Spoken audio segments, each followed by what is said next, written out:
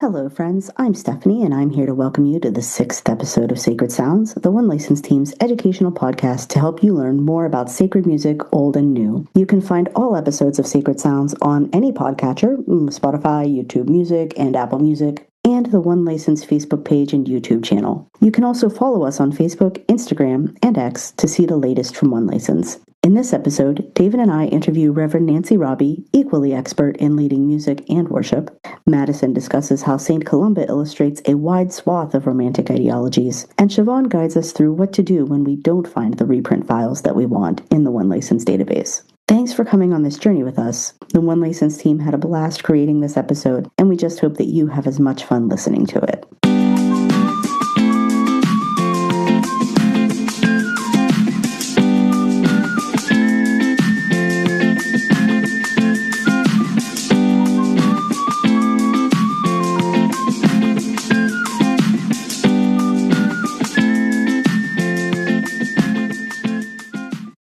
It's time for Creators Commentary, where we interview composers, authors, and arrangers of sacred music.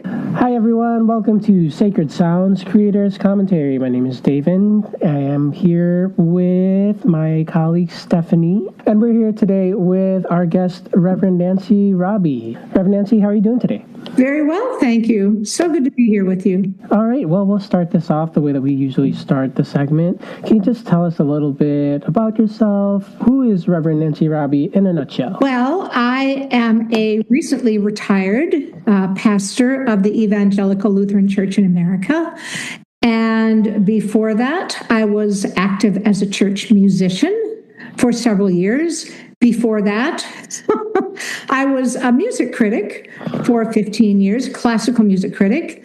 And before that, going backwards, I was an aspiring academic. I was in a graduate degree program in musicology and at Brandeis University. And I didn't finish because I was offered a wonderful position in music criticism. So I went ahead and took that and was very glad for that. And before that, I was a music major in college. So that's how I got to where I am now. Perfect. So it sounds like music has been such a big influence on your life. Can you give us a little insight into how that all started? Yes. Music was always a part of our household growing up. My father was an amateur violinist and loved classical music. And so I just remember in my young years, the house being filled with Tchaikovsky's violin concerto, especially Paganini and Mendelssohn. When I hear these pieces today, it just takes me right back to that a happy time when my father would just have the records playing constantly in our house. So that's where my early love for music came from. I was required to take an instrument in grade school, so I picked the flute. I hated the flute. I chose it because it was the lightest instrument. I had a long walk to school. But in high school, after my freshman year, I kept looking behind me at the French horn player during band. And I thought, I can do better than that. And so I asked the director if I could take a French horn home over the summer. And I taught myself how to play. I don't know how I did, but I came back. And in my sophomore year, I was playing with the Southern California All-State Honor Orchestra or something like that. And then became very serious about the French horn. When I took that into my college years, I was very active as a chamber musician. With some friends, we started our own wind quintet, and it seems like I was always in rehearsals, keeping up with my academic work too. But that's where my love for music came from. Amazing. And then you mentioned being a big part of your life of music. My brain just left. Classical critic, correct. Classical music critic. The profession hardly exists anymore, but back then it was in the 80s and 90s. It was a big deal. Every major paper had a full-time classical music critic. And so I was very blessed to write for 3 major daily newspapers in that capacity. And it was just, I would go to these high school job fair days and I would tell the kids what I did. And they said, "You mean they pay you to go to concerts?" And I just said, "Isn't it the best thing?" I had such a good time, and I really honed my prose writing skills, because when you have 30 minutes to fill 12 column inches, you have to choose every word carefully. And so I really enjoyed that challenge, and I think I did a very good job while I was in that profession. But eventually we moved to a town where they already had a classical music critic, and so I had to figure out something else to do. So of course I went to seminary. What do you do when you have no other ideas? So that's how I got started in my involvement with the church. It sounded like somebody else had a very big idea for you. Well, I do. That's right. Thank you, Stephanie. I look back and I think, it looks like kind of a hopscotch, zigzag life that I've led, but really looking back, it all kind of makes sense. One thing led to another, but not in a way that I could see at the time. I mean, there's a lot of overlap in the skill sets, right? When you're a musicologist, or when you're a music critic, or when you're a professor, like, it's your job to teach people about music. As a pastor, it's your job to teach people about the creator of music, if you will. How do you see those roles overlapping in your life? Thank you. Yeah, that's said very beautifully. Certainly when I moved from academic work into music criticism, there was kind of an overlap there. I would take my scores to concerts, and people would look at me like, "What are you doing? Following along the score." Now, that was a little over the top. And so finally I learned I didn't really need the score, but I could just write about the experience. So I had to know, I had to study the pieces, I had to know the music first. But then I wrote about the experience, what experience I had of the music, but not just me personally. It's how did the music speak? How successful was the performer in opening up the mystery and the wonder of this piece of music?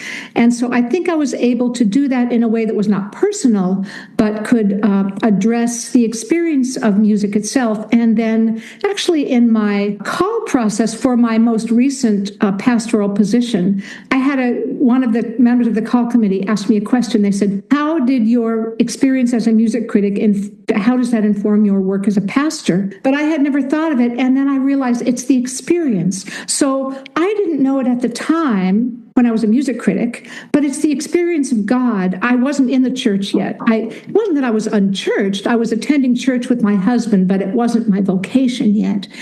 And then I realized that as a pastor, you are trying to open people up to the experience of God through hymns, through liturgy, through prayer, all the mechanics of worship. And it's that same kind of experience. It all goes to the same place.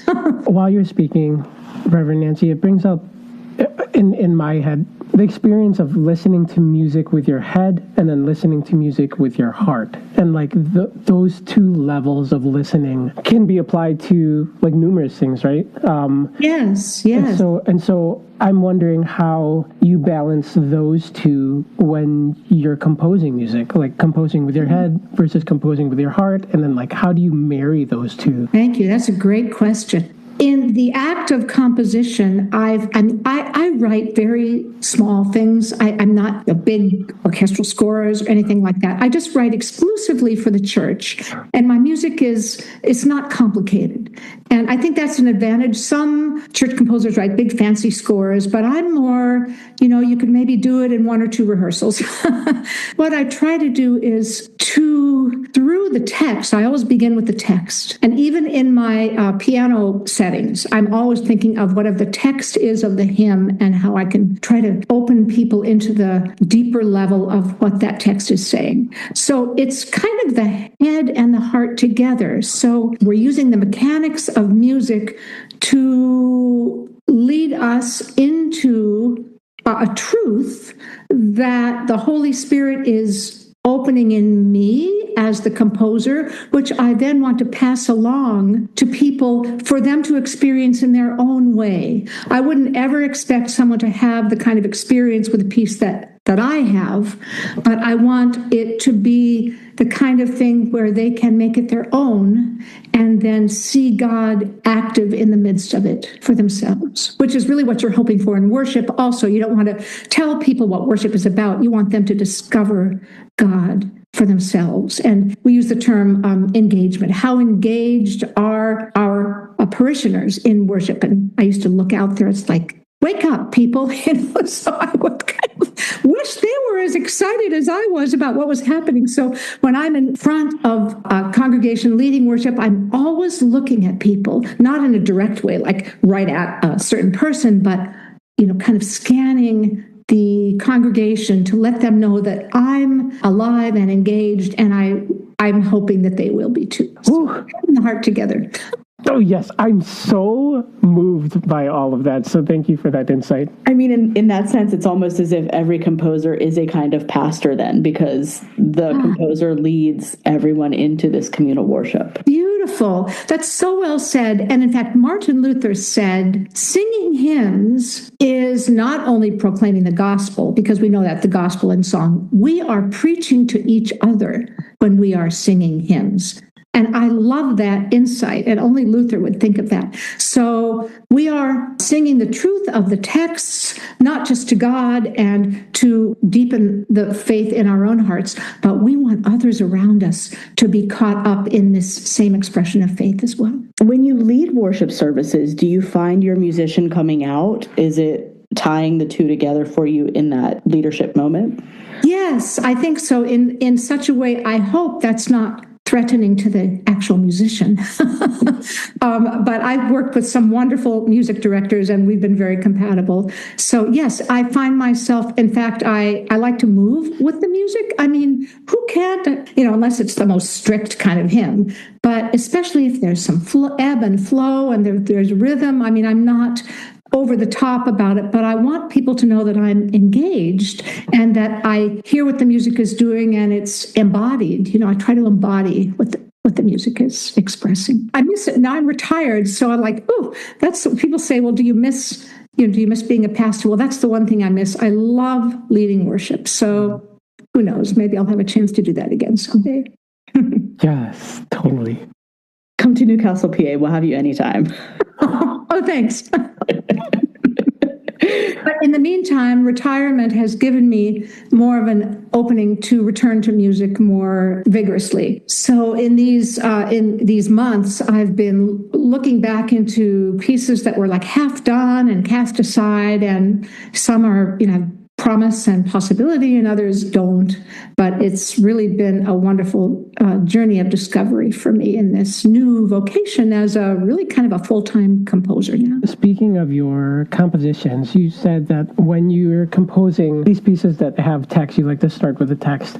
So does your process change a bit between composing music with text versus composing music without a text? Like, do you ever compose instrumentals? I'm always thinking of a text, and so I have several books of been blessed. Augsburg Fortress has published several books of piano settings, kind of a series actually. Each one of those individual pieces in every book is hymn based. So I don't write purely instrumental music, and I'm always thinking of the text of the hymn as I'm doing these instrumental interpretations. And in fact, there's one or two books where I actually just have kind of an incipit over every setting to let people know exactly what stanza or what phrase of the hymn I was thinking of, thinking that might help them to interpret it. Right. So I'm always on a search for texts, and I've told my husband before, I said, get out there and find me some good texts because he's good at rustling things up. I always feel like if I found a text, then the music almost writes itself. I know it sounds like a strange thing,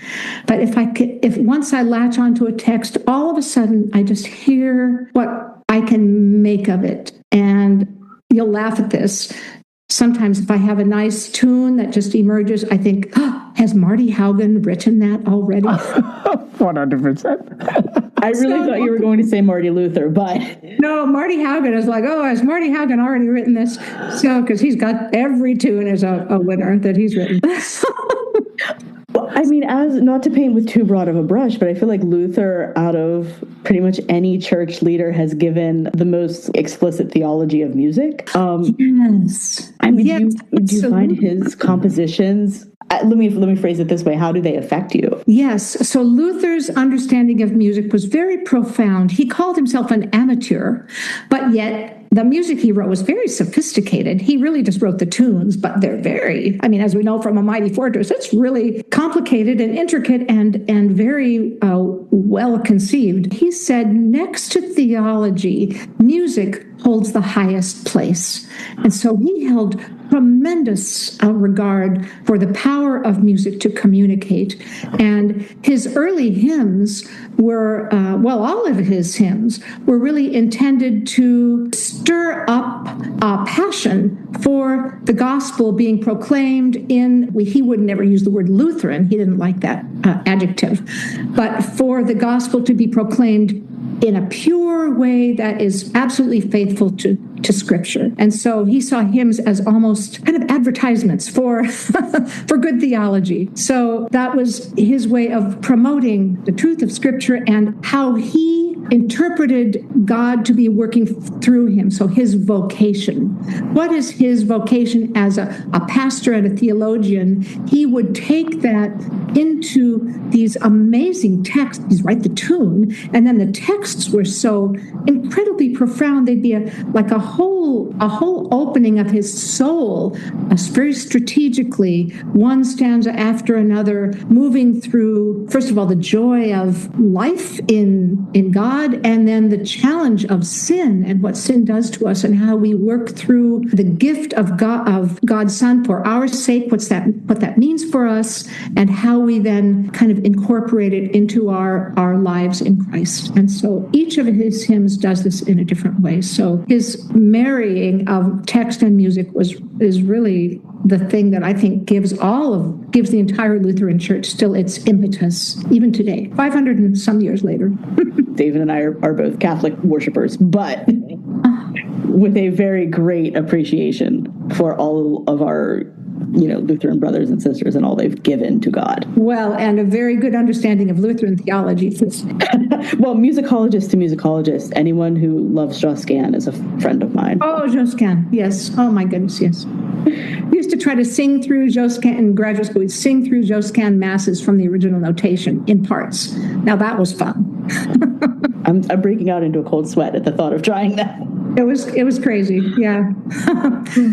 One thing I'd like to say to aspiring composers is don't hesitate to give it a try. You think, oh, I can't do that. I'm not good enough or I don't know enough. You do, and you are. And if you feel the Spirit moving through you to put your pen to paper, or if you write into your computer, however, do that, because really that's how I got started. I had no idea what I was doing. I was in my second year of seminary. We had to write a paper. I was taking a class on medieval women mystics. That was a wonderful course.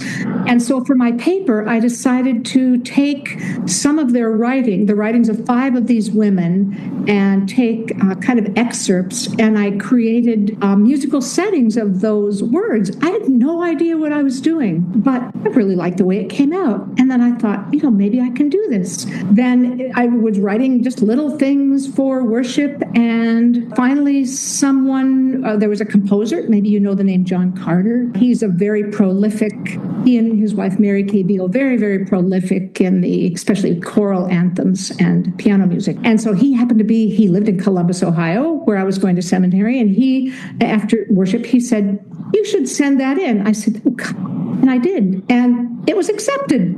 It was accepted, and the editor at Augsburg Fortress, Norma Amat Nelson, said, why don't you write several more of these and we'll publish them as a collection?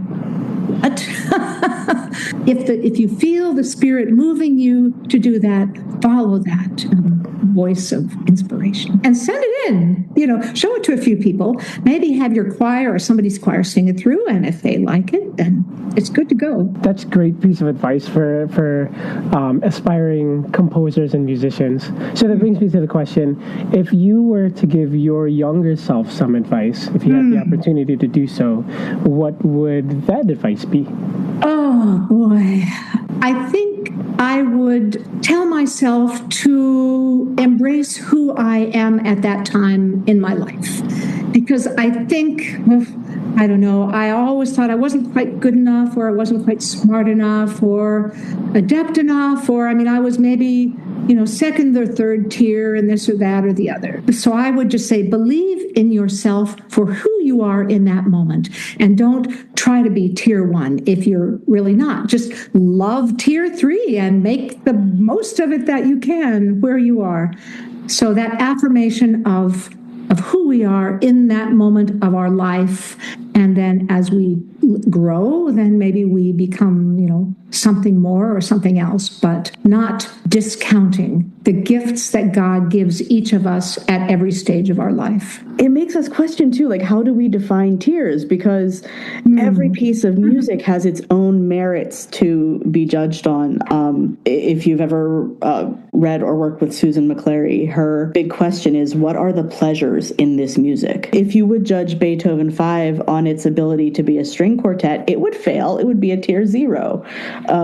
String quartet, right? But it's a tier 10 symphony. Everything is tier 1 at something. We as listeners, then we as the receivers, get to enjoy whatever pleasures it's offering us. That's beautiful. That's a wonderful insight, Stephanie. Thank you for that. Whatever you create, just let it be what it becomes. Yes, and don't try to make it more. Don't think, well, I should really add a string quartet to this to make it, work. But maybe just the way it is a beautiful expression of what is in your heart. Maybe that's where the head and the heart come in again too, is don't let your head run away with you and say, well, this really isn't good enough. It needs to be fancier or more elaborate, but just how God is speaking through you at that moment. To go back to your idea about it being the experience, every piece of music is going to be experienced differently depending on what the listener has gone through in life in the past, what they're going through now. This is what's so wonderful about your work, is you're meeting people where they're at and giving them the experience of God that they need in that moment. Oh,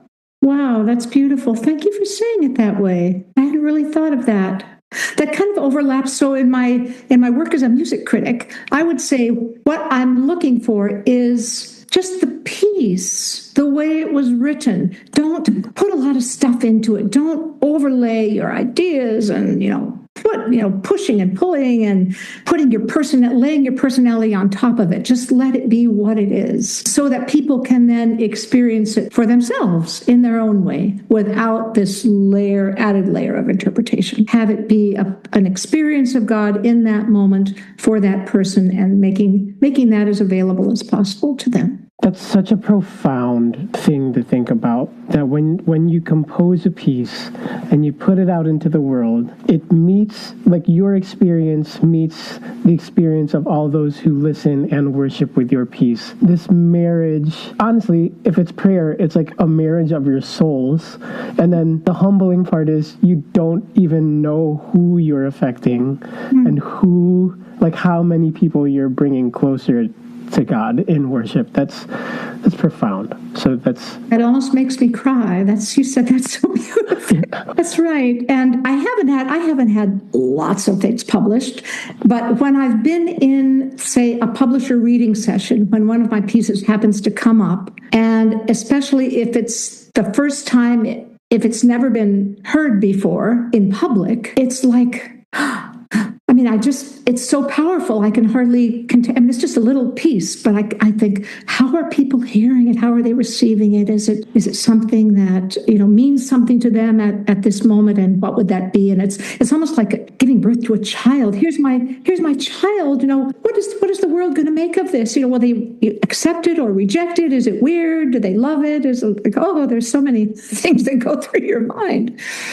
But it's a very powerful experience. experience of putting the music out there and just praying that God will lead each person to an experience of the gospel in their own way. I think one thing that comes out a lot, at least in our conversation here, is this idea of music as community building. And we're worshiping together. And that's very true, right? That's, I think, why it's so important to many of us, especially as people of faith. But composing can be such a solitary activity. How do you balance this communal impulse when you're alone at your desk, at your computer? It's just you and an empty sheet of paper. Wow.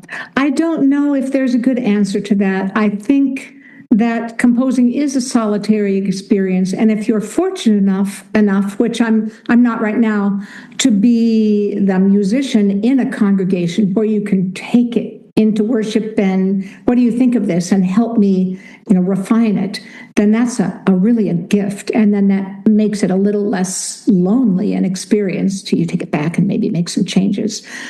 But I would say for people like me, so I've recently joined a wonderful congregation in suburban Philadelphia. For me, it's just the joy of, and I'm singing in the choir. They're just so cool. So it's the joy of just singing with other people and remembering how music does bind us together. And then perhaps coming back and taking that experience of having been woven together in worship through a particular piece of music, bringing that into my own work and perhaps trying to, I don't know, I wouldn't say create an experience for people, but remembering the power of what it is to be bound together in that way and praying as I'm writing, because all music is prayer, even for the composer, praying as I'm writing that perhaps it will be able to bring that experience of communal worship to others when they receive it. Really making me think a lot here. Thank you, sir. Since you're back in a choir role, do you write, or actually, I mean, in the past as well, do you write as a singer or do you write as an instrumentalist? I think I do write as a singer in terms of anthem type settings because the sung word takes precedence over the accompaniment.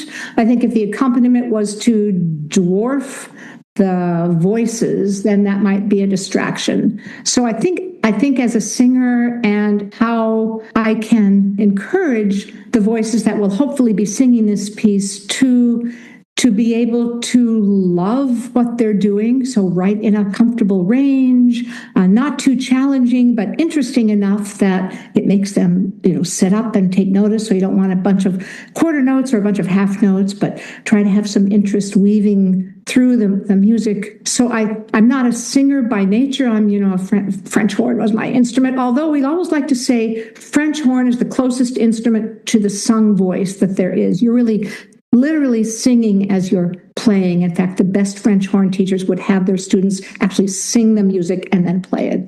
I suppose every instrumental teacher would say that about their instrument. But I'm not a naturally taught singer. I've learned it just through participation in choirs. But I certainly would hope that as I write for voices, that it would be received as compatible and engaging, not too challenging. Altos everywhere, thank you. Oh, yes, altos, yes. Thank you, yes. Always try to give the altos something interesting. They're so grateful. When we can handle it, it's a big if.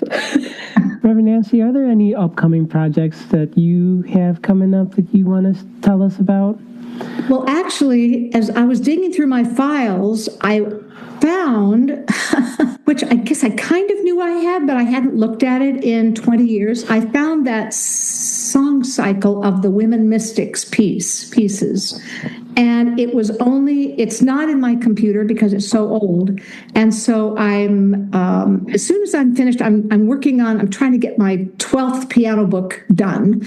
And as soon as I've got that finished, I want to go back to that song cycle. It's not specifically for the church, I guess, but these were all obviously women in whom faith was everything. Their faith in God was everything to them. So I have no idea why anyone would publish this.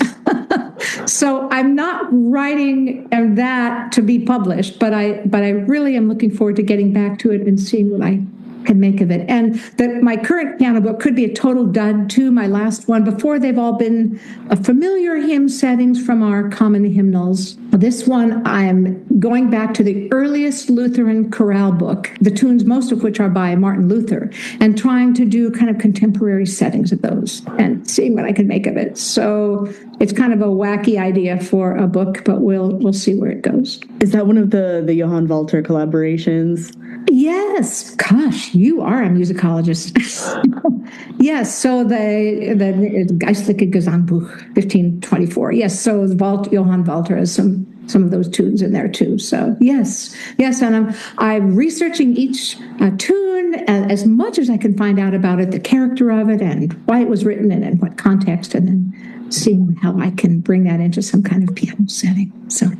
As an academic, will you be publishing articles with each setting? Because, I would be... That's a good... I thought of that. I thought, how can I have a little scholarly background here for each of these tunes? So that's a good idea. I would be first in line for that and your mystic setting, actually. Oh, awesome.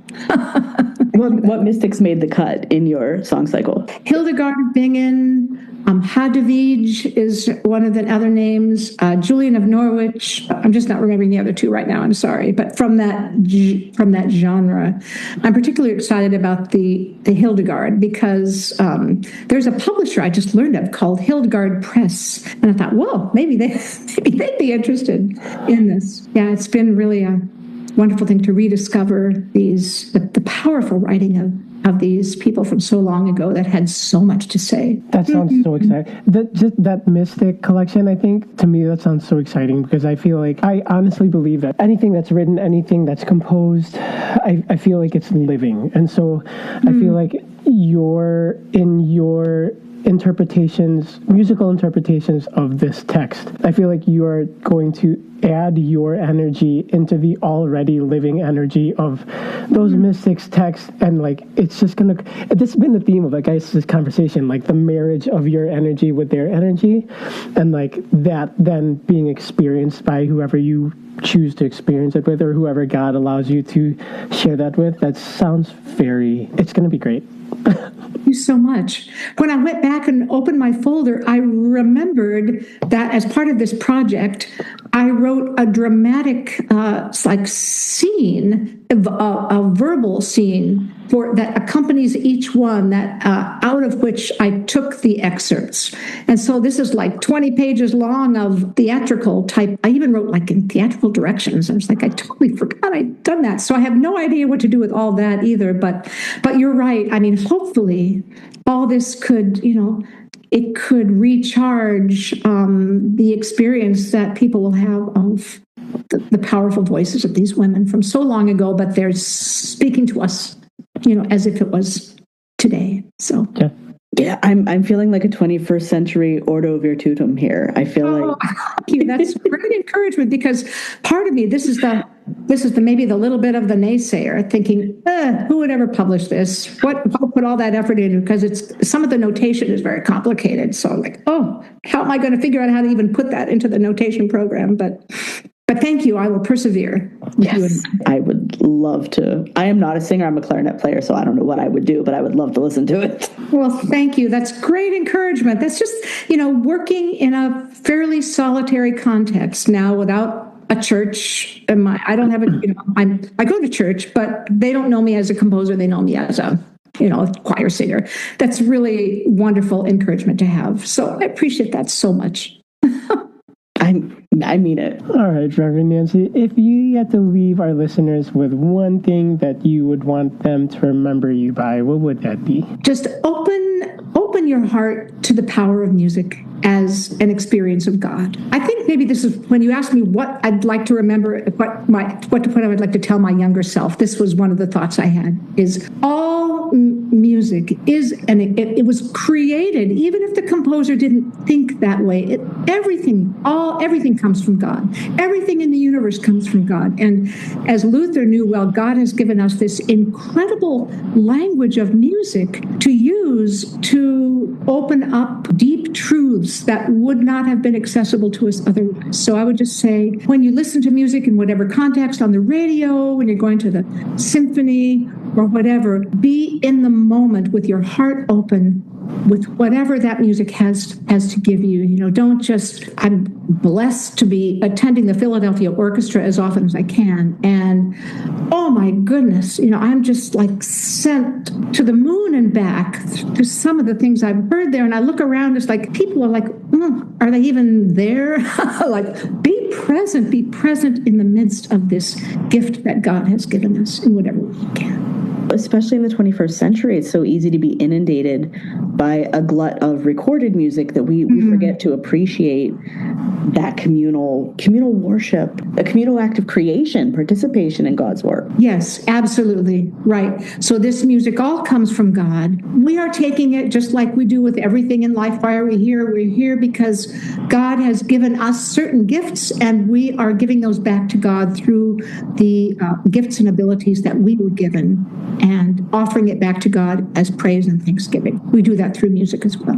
Ooh, I love that so much. I always think of music as already, instead of music being an act of creation, I feel like music is the act of translating God's Spirit through our own unique instrument and just letting God's Spirit flow through us. And I feel like that's what music is. Instead of it being, quote unquote, an original creation from our souls, I feel like it's a translation of God's Spirit that already flows through us. That's right. And there's probably no better composer that has embodied that than Mozart. I mean, we hear that he just wrote music as fast as, you know, just the Spirit was pouring into him, and it just came right out in that way. And you know that's where it had to come from. Couldn't be otherwise. Reverend Nancy, well, it was so great having you here. We don't want to keep you too long. This was such a pleasure. I'm sure on behalf of the One License team, Stephanie, we all loved having you here, loved hearing your insight, loved learning more about you. If you want to share your website, social yes. Oh gosh. So I do have a website, nancyrobbie.com, I guess. My husband is totally responsible for this. I never would have thought of it, but he's my biggest advocate. And so there it is. It's old fashioned. I think he created it 15 years ago or something. And somebody recently wrote saying, you know, your website should be updated. You know, it's like, I told him, he goes, no. So, but pretty much all the things are on there that he keeps track of everything on there. And he jokes, he says, you don't even know it's on your own website. I said, why would I look at it? You know, you take care of all that. But yeah, so it's just nancyrobbie.com, which, yeah, crazy that domain name was available, but there it was.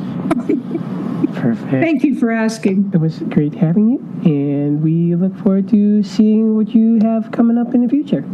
Wonderful. And Stephanie, I'll be in touch with you about those women and what becomes of them. I will hold you to that. I'll start nagging Katie if I don't see an email soon. Okay, great.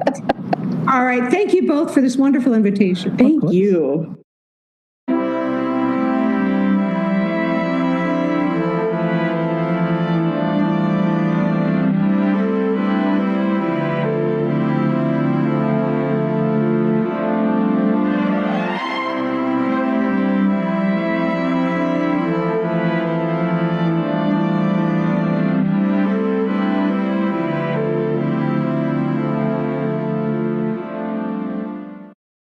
Join us for The Chance of a Lifetime, our exploration of traditional hymn tunes and the people who made them.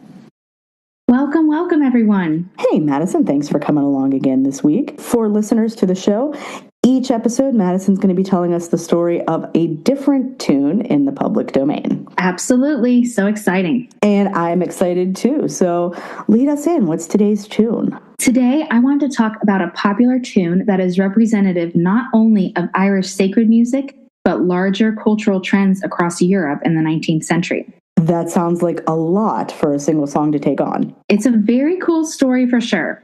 St. Columba is an Irish folk tune, and the story of how it comes down to us involves not only the folk history of Ireland, but the larger forces of European Romanticism. Okay, let's start big and home in on St. Columba from there. You mentioned European Romanticism. We've talked about the Romantic era before. How is Romanticism responsible for St. Columba? European Romantics were fascinated by folk history and culture, and documenting folk traditions that had previously gone unwritten. Why was folk culture so important to the Romantics? A huge development in the Romantic era was the creation of modern nation states as we know them today.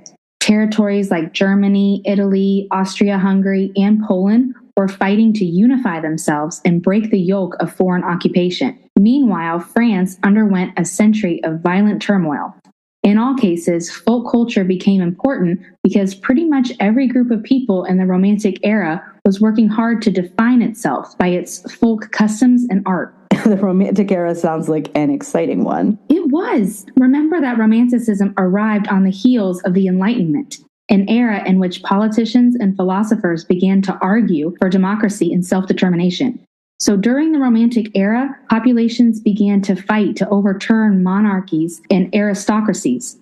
When monarchs and aristocrats no longer define a nation or hold power, a folk culture is necessary to unite and define the nation. That's why folk art and folk music were so crucial to national identity. I can totally imagine that if your national identity were no longer defined by loyalty to a certain people, you would have to define that identity by certain practices, beliefs, art. Exactly. St. Columba is a folk song that was documented during the 19th century as part of a project that grew out of the impulse to preserve folk heritage. Very cool. So who documented St. Columba and what was that project? St. Columba was first published by a man named George Petrie, and he had a lot of projects. Petrie was a real polymath. He began his professional life as a landscape artist, but was also an academic who published essays on Irish history, geography, language, and anthropology. The next time one of my students complains about having to practice, I'm guilting them with Petrie's resume. It's a lot to live up to. He published numerous essays in academic journals like the Dublin Penny Journal and Irish Penny Journal that discuss Irish history and culture. I'm starting to see where the Romantic focus on folk history and culture fits in. This is exactly where it all comes together. Not only did he publish extensively, he served as an officer of both the Royal Hibernian Academy and the Royal Irish Academy. So his career was precisely at the intersection of history and Irish culture. And we might be biased, but we all know that music is a hugely important part of any culture. No arguments here. Of course, Petrie believed in the importance of music as well. Later in his career, in 1851, he founded the Society for the Preservation and Publication of the Melodies of Ireland. That sounds like a mighty fancy club with a mighty long name. How does one preserve melodies? Mainly by seeking out melodies that haven't yet been written down and then notating or recording those melodies so other musicians and audiences can use them. How did Petrie do this in a time before sound recordings? He led a public campaign asking for Irish folk singers and musicians to bring him their airs or songs. Usually, singers would visit Petrie in person and sing their song for a few measures at a time while Petrie notated the music. The singer would repeat phrases as often as needed for Petrie to get the notes right. That sounds like a very laborious undertaking. For Petrie, and I would assume for his singers, it was a labor of love to document the culture that they participated in and were passionate about. In fact, by 1855, Petrie had collected about 1,000 melodies. The most famous tune is probably the one that we recognize as Oh Danny Boy today. Now that's a playlist that can get you through some road trips. But with that many songs, how did Petrie keep track of them? That's another cool innovation of Petrie's career. He was the first scholar to classify melodies according to tune families. These are groups of folk melodies, and all of the melodies in each group sound really similar except for a few minor differences. That sounds like plagiarism to me. And if I've learned anything from my high school English class, plagiarism is not a good thing. Well, keep in mind that when we're talking about folk tunes, we're talking about melodies that weren't written down to begin with. These melodies just got passed around from person to person and place to place without anybody writing them down or checking to make sure that every note, rhythm, and word was exactly the same. Most people were just replicating the pieces that they could remember and filling in to the best of their ability with the pieces that they couldn't. Or hey, they could even just change bits and pieces over time, depending on what they liked or felt like doing. Okay, so it's not as much high school English class as it is game of telephone at recess. Yes, that would about capture the situation. Since Petrie collected such a large number of melodies, what distinguishes St. Columba as a great tune for congregations? St. Columba is an 8/7/8/7 meter. In other words, each verse consists of 4 lines. The first and third lines contain 8 syllables of text, and the second and fourth lines contain 7 syllables of text. This meter is a very popular one. Numerous texts have been written in that meter over the centuries, so St. Columba can be used with a text for just about any liturgical occasion. Waste not, want not. I love recycling a gorgeous tune anytime I can. Always a wise decision. St. Columba makes recycling particularly easy because, rhythmically, it's mostly comprised of alternating half and quarter notes. Those half notes give authors and singers flexibility to add or remove a stray syllable to accommodate a wider range of texts. Okay, I think I see how it works. If the singers are sustaining the same note, for example, a half note for 2 beats, then it would be very easy to add another syllable of text during those 2 beats. Exactly. And the melody is pretty straightforward at that. You can look at St. Columba as either 2 8-measure phrases or 4 4-measure phrases. In either case, the phrases are regular and balanced. And I feel like this melody is very singable. It absolutely is. St. Columba is mostly scalar, that is, moving from one step of the scale to the next. For example, from do to re to mi, etc. The only embellishments are a few neighbor tone embellishments. What are neighbor tone embellishments? Basically, when we decorate a note by playing the note directly above or below it and then return to the original note. For example, if I were playing a C and I wanted to decorate it with a neighbor tone embellishment, I'd play CBC or CDC. Gotcha, hence the neighbor part. Exactly. And because neighbor tone embellishments involve moving just one step or even a half step, they're pretty easy to sing. And for that, we are grateful. Well, there's a lot to be grateful for with St. Columba. No doubt. Thank you so much for introducing it to us, Madison. Absolutely. Till next time. And thank you again. And as a reminder to you fine folks, in conjunction with our Chance of a Lifetime segment, One License is posting a public domain blog series. In each blog, we'll look at and expand on the hymn histories that we talk about here. You can find all One License blogs at news.onelicense.net, or you could sign up for the One License newsletter by visiting onelicense.net and have the blogs delivered to your email inbox each month. As part of the blog series, the One License team is offering listeners and readers the chance to become published authors as well. Each month, we're asking you folks to write your own text to accompany the public domain tune that we've discussed and email your original text to info@onelicense.net.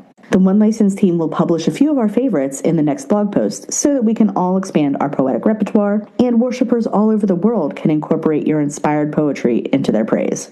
If you're interested in submitting a text, please do email it to info@onelicense.net with the subject line Sacred Sounds, and we're looking forward to hearing from you soon.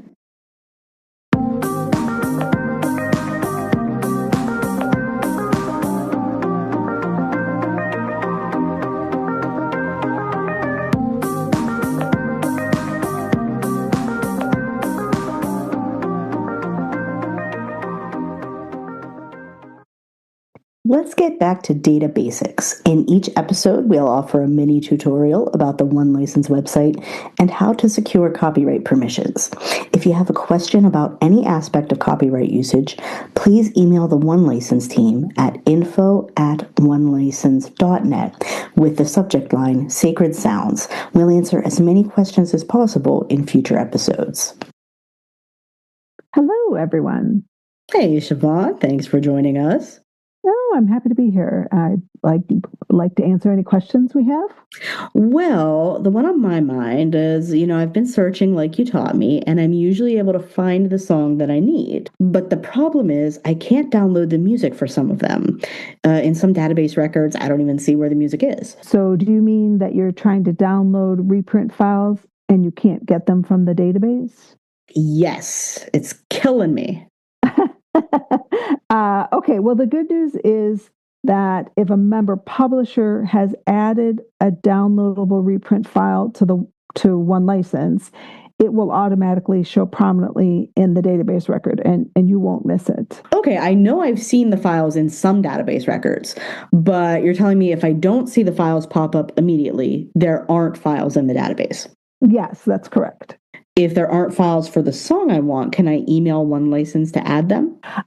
I would say you would want to contact the member publisher. We're always ready to hear from our license holders. So anytime you have a question, you should absolutely email us. We do want to help you, but we're not able to upload or distribute reprint files. Those come from the member publishers, and they retain full control of their songs. So they're the ones who would need to upload downloadable files. Oh, should I contact the member publisher if there's no reprint file? Sure, that's one thing that you could do. If you go to the member publishers page of the One License website, you'll find contact information for all member publishers there. Just use the search bar at the top of the member publishers page to call up the member publisher that you need, and then click on their name to go to their website.